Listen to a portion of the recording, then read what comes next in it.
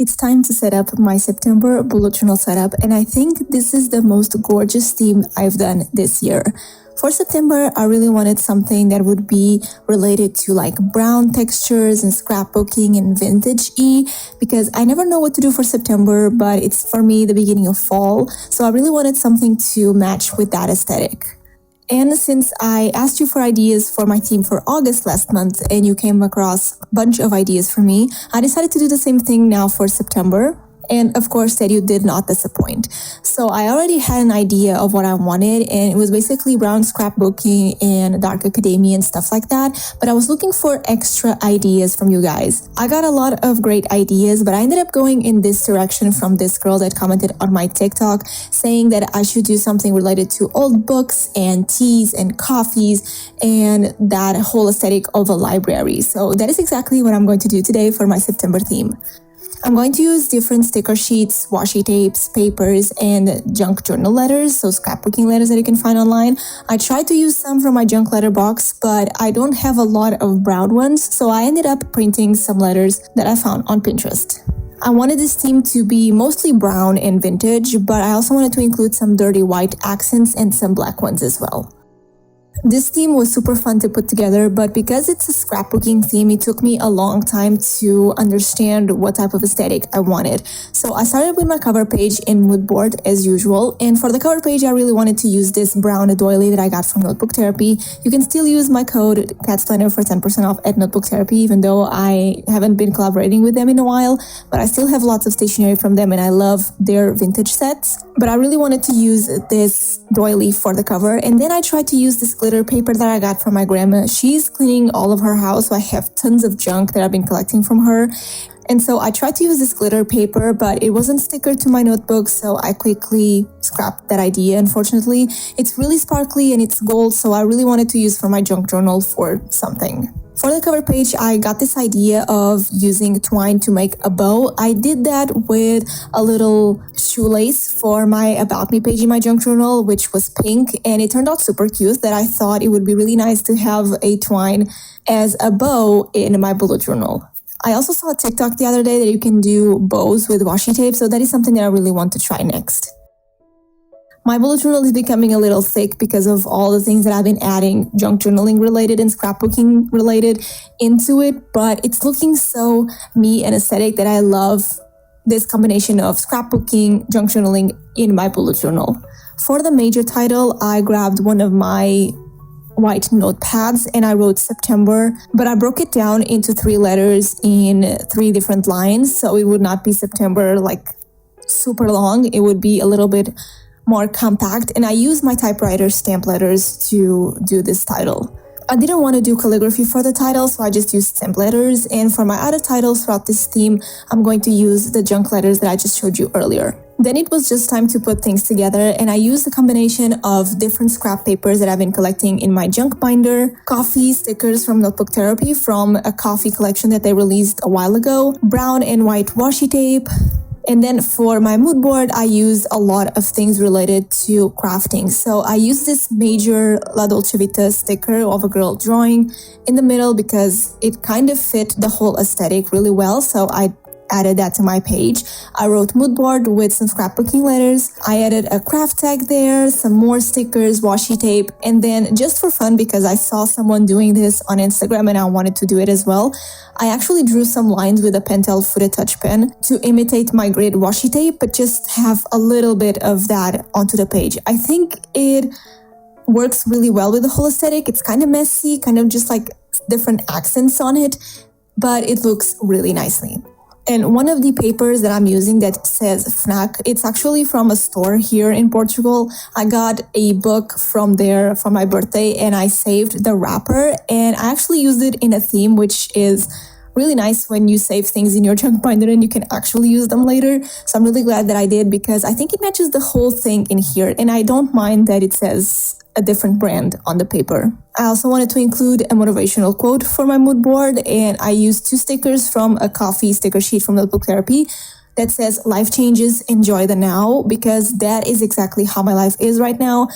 My life can change in a second in September and I need to enjoy the now right now. So this is a reminder to enjoy where I am right now before anything happens. So I ended up using this quote for my mood board. And when I was happy with my mood board, I left it aside. I added some more stickers to the cover page and I moved on into my monthly dashboard. I don't know about you guys, but for me, when I do scrapbooking themes like this, it always feels like the page is not finished yet, that I can add more things here and there. So I try to pause every 5 minutes, look at it, and see if I actually can add more stuff or if it's okay. And it was, so I moved on into my dashboard.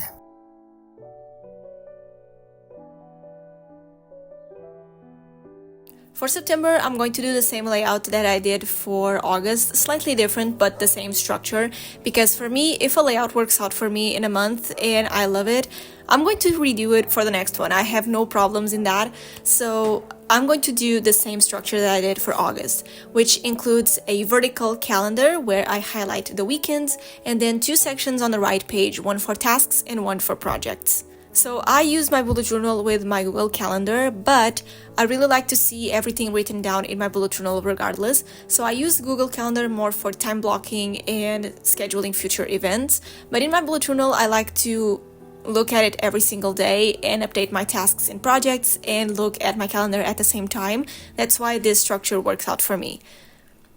So my calendar I use more for events and things that are happening throughout the month, and then on my task section I use it for any tasks that I have to do, to-do lists, things that I don't want to forget, I put in this box. And since August I started adding a projects box in my bullet journal because I have been having a lot of projects at hand and I need a space to kind of keep me updated with everything that is going on. I already created an entry on my Notion page with all the projects that I've been working on and the task for them. But if something comes up and I need to make time for it, I will add it into my projects box. I include things here like the reps for my shop, things about my Ko-Fi members, my workshops, any type of collaborations that I'm working on with brands. I put everything in here and it just keeps me more aware that they exist. They are not just in my computer, they are also in my bullet journal. And for these 2 boxes, I'm going to add the titles with the same scrapbooking letters that I used for the mood board. I think it looks super cute to have them all in here, all messy, but all come together. This is the perfect aesthetic for me. They look messy, but organized, and they look good together, so I love how they look on this page. And this structure is pretty simple. I just highlighted the weekends on my calendar and I actually did the lines on my task and project boxes, but I wasn't really careful with making them super straight, so they fit the whole theme of a messy scrapbooking. And then I just went crazy and I decorated the entire page where I had some blank spaces and I added some stickers, coffee stickers, some different papers, the wrap papers that I used for my mood board, everything that would look good on this page. And once I was satisfied, I stepped aside, I looked at the page and I moved on into my habit tracker. This time I'm actually going to do a page that I haven't done in a while, which is a mood and sleep tracker, just because I realized that I don't need as much sleep as the normal person. I usually sleep like 6 to 7 hours and it's the best sleep that I could ever had, but I really wanted to balance that with my moods, especially because I don't know if in September I'm going to actually have a job, so I wanted to create a tracker to track all of that, my moods, my sleep, and my quality of life overall. So the way I structured this page was I added the mood and sleep tracker at the bottom left corner with the moods on the left side and the hours of sleep on the right, and then I have all the days of the month at the bottom. And I'm going to use a line graph for the mood and a bar graph for the sleep. Here is a fill out tracker that I did in the past so you can understand how this tracker is going to look like in the end. And then on the right page, I'm going to have my habit tracker. So usually I track 4 to 6 habits, but in August I tracked just 5, and for September I'm going to track the same 5. And if it doesn't work for October, I will change them later on.